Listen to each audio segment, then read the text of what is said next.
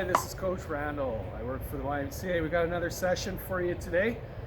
You can see that we got a bunch of cones in behind us. This is going to be an easy warm-up, something you can do in your backyard, in a park, apartment building, and you don't have to use cones. Remember, you can use the towels from your house.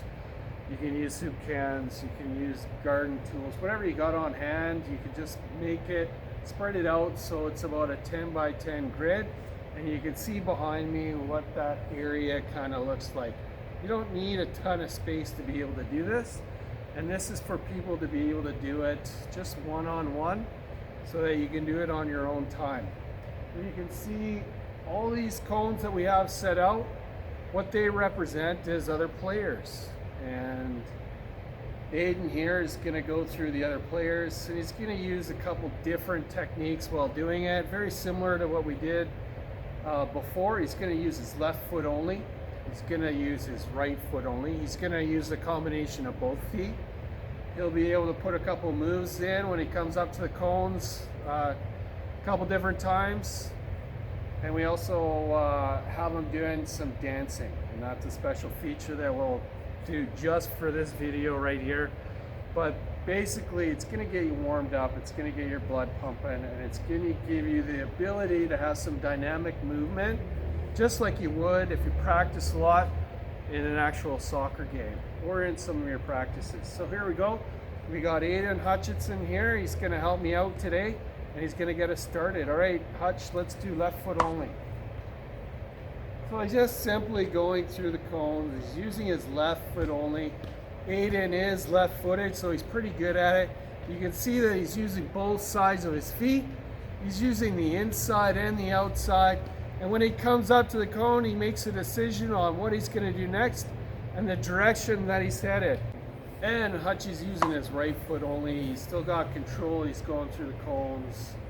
And he's going to switch from right foot only to both feet. Because remember what I said before? If you're using both feet in soccer, you're going to be a much better player. Your coach is going to be super happy. You're going to be able to have an advantage over other players that just use one foot.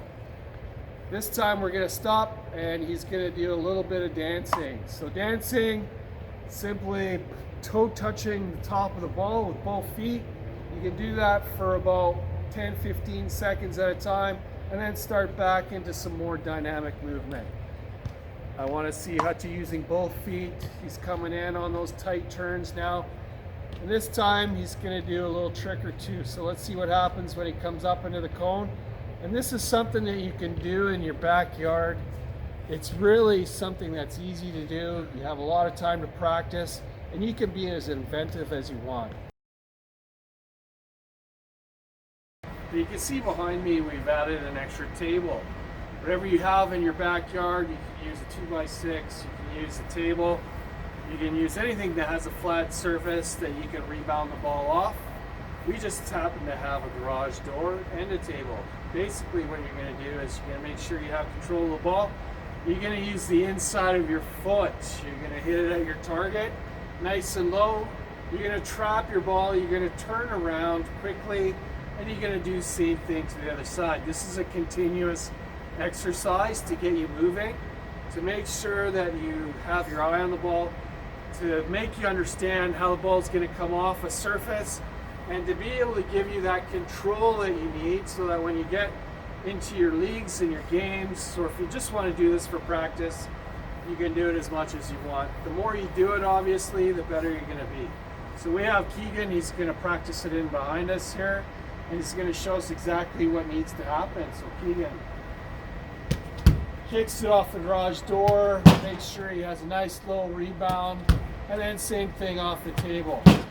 He's choosing a target each and every time so that he hits that target and he has a good rebound right back to his feet. Again, he's controlling the ball, he turns and he hits it. Keep going, keep going.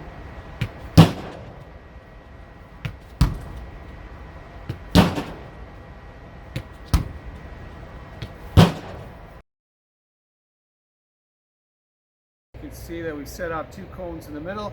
That's going to represent a defender or someone that's trying to take the ball away. And we have Aiden, and Aiden's going to come at those cones.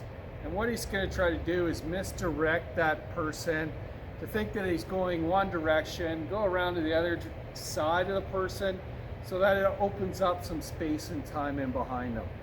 Basically, it's a simple drill, going back and forth. He's going to do it 6 times. We're going to give you the ability to have a look, see what works the best for you. It could be a feint on your foot, it could be a feint with your body, your shoulder, your head, whatever it is. It's creating the ability to get space in behind the defender. So you're trying to manipulate the ball in the circumstance so that you can make a move on the defender. There we go, Aiden, go ahead. So you can see he's taking it nice and easy, goes up, goes around to the other touch line, and then automatically goes back. You can do this a couple times to see how comfortable you are. And each time you should be trying something a little bit better so that you're getting more and more progressive as you're going along. And it's anything to misdirect the defender, to still have control, to give you the advantage on time and space once you get past them. The challenge for this week is called Rainbow. Basically what you're going to do is you're going to come up on the ball, you're going to back heel it, it's going to go over top of your head. Sounds hard, but it's similar to juggling. You have lots of time to be able to practice it, do it, watch what happens here, and give some time in your own space so that you can get it to the point where it's going to be perfect.